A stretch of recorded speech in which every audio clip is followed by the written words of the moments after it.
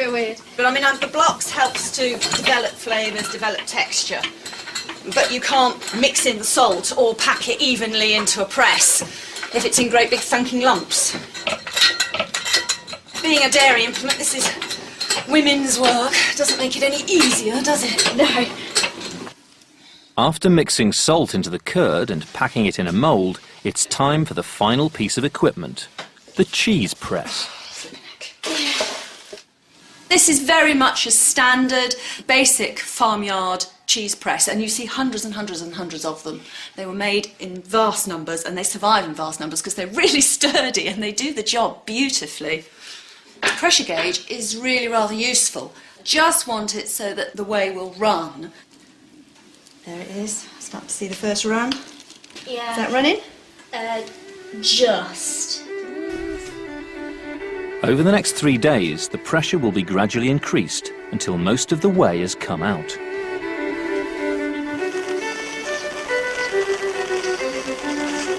It's still raining and the hay still can't be cut. With every day that goes by, the crop is losing nutritional value. To cheer themselves up, the team are having their first taste of the farm's honey.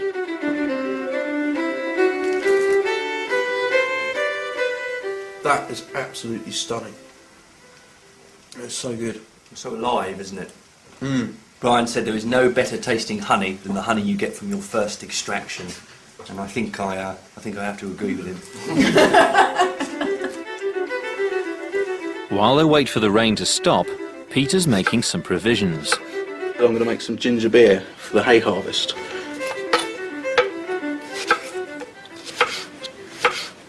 This is the family sable, Ruth's book, that she's given to me, with the best ginger beer recipe in it. It's white sugar, lemon juice, honey, ginger, which we've got, water, and then it's just basically boil it up, mix in all the rest of the stuff, and then add some yeast and leave it. It's a pretty simple recipe, which is lucky, because I've never done this before.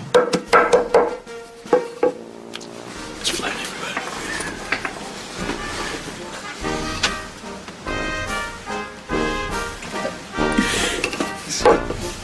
And that, I would say, is bruised ginger. This is honey that Alex has given me, so hopefully it's going to give it a nice flavour. Never been one for exact guidelines.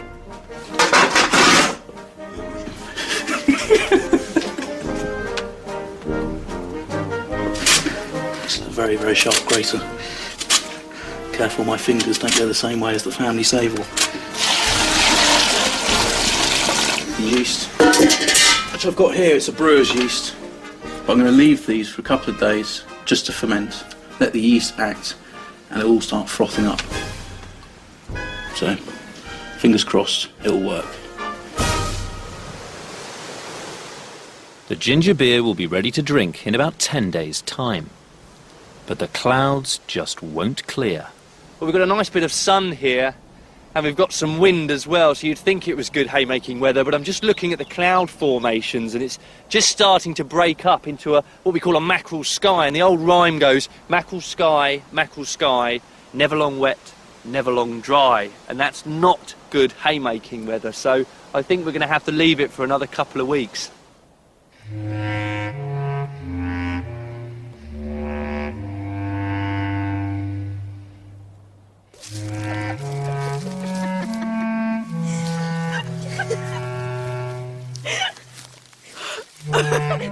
It's Midsummer's Eve, a night that in Victorian rural folklore held powerful meaning.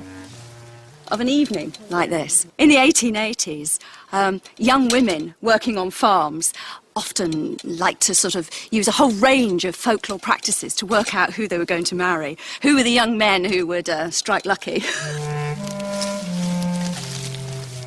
Many of these rituals took place in churchyards at night. Ruth's daughter Catherine has decided to try one out.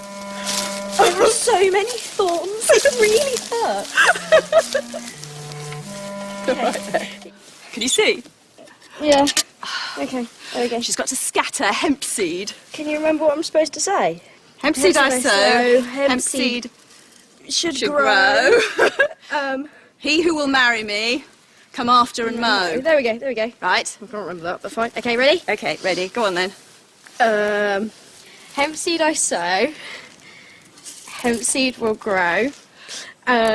He who will marry me. Come after and mow. There we go.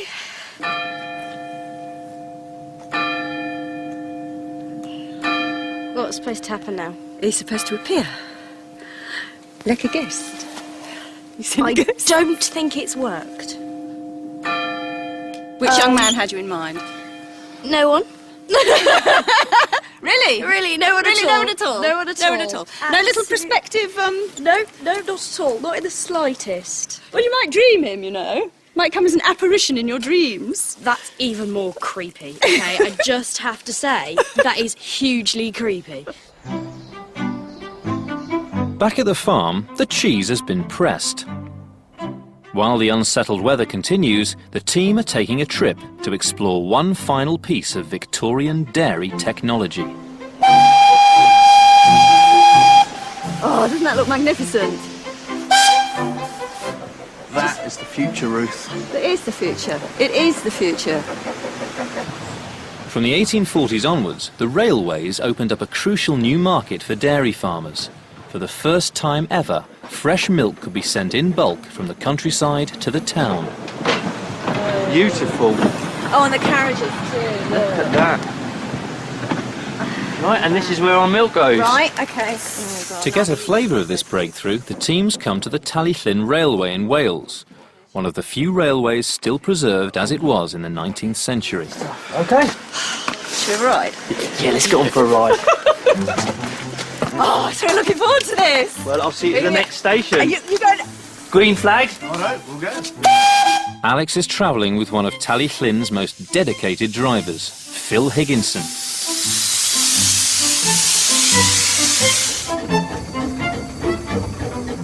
Well, this is the way to travel.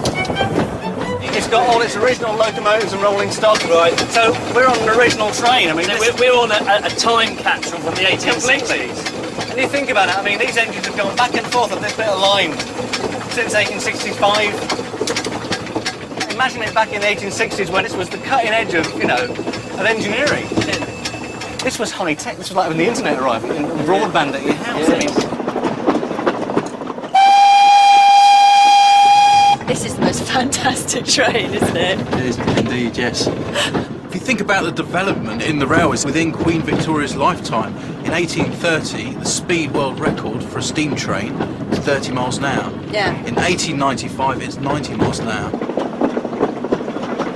And Far. so much more network than there is nowadays in modern Britain. I mean, it's something Yeah. like 4 times as many stations in 1880 as there are in the 21st century.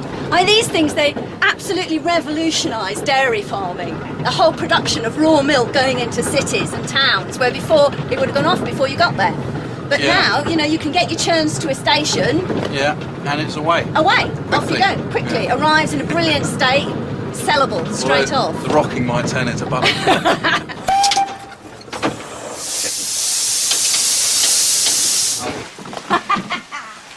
Shall I say? Great, wasn't it? That was absolutely fantastic. There it is. There he is. cheers, guys. No worries. Thank you very much. So much. It's a great place.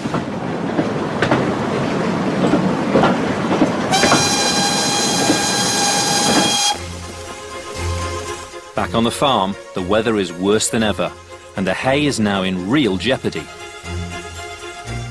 Fresh grass is growing up underneath the hay crop, making a thick layer that would be difficult for Victorian machines to cut. In a brief gap in the rain, the boys have decided it's now or never for the hay harvest. They've called in expert local horseman Brian Davis to help.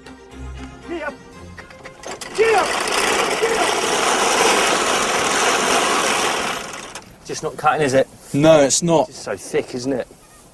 Try again, Brian. Yep, come on.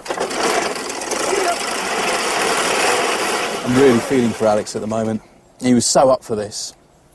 He's put so much effort into it, and it's just not working. It's so thick.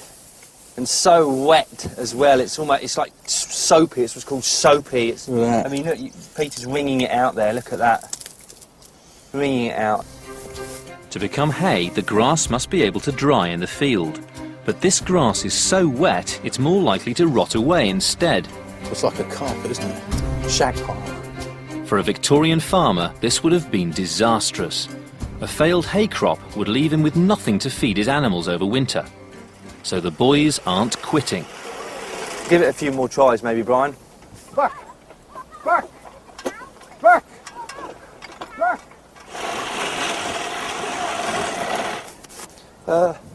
But eventually they come to a painful decision. Afraid we've had to give up.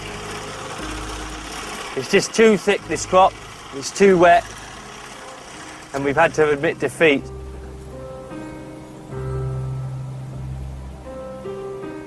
In this situation, the Victorian farmer would have had to buy in his hay for the coming months. That would mean raising money from elsewhere on the farm. So everything now rests on the success of the team's wheat field.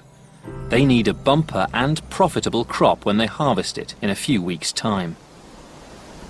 Bloody rain. Rain, rain, rain, rain, rain. Let's hope it doesn't affect the wheat, eh? Yeah, there's more clouds in the horizon, isn't there? Every cloud has a silver lining. Just got to work out what it is. Hope you beat your ginger beer, my good friend. Hi, Ruth. Hello. Oh gosh, you're back quick. We are. Sadly, And? it's not to be. Yeah, it's not to be, unfortunately. Not today, and probably not ever. Really? Not this year, anyway, for us.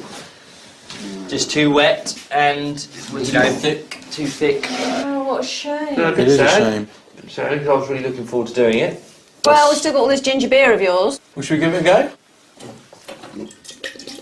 It looks the part, it really does. Well, here's to a better wheat harvest, eh? Yeah. Yes. Here's to a better wheat harvest.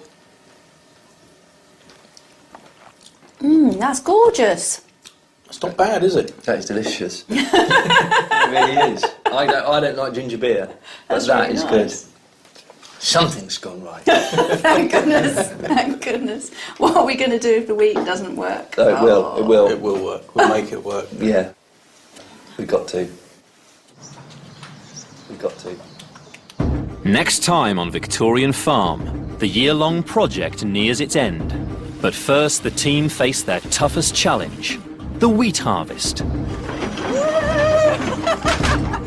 There are urgent repairs to be made. Water. Right. Cutting-edge technology, Victorian style. Yes. Oh no. Oh no. And crucially, they need dry weather. Otherwise, a year's work will have been in vain.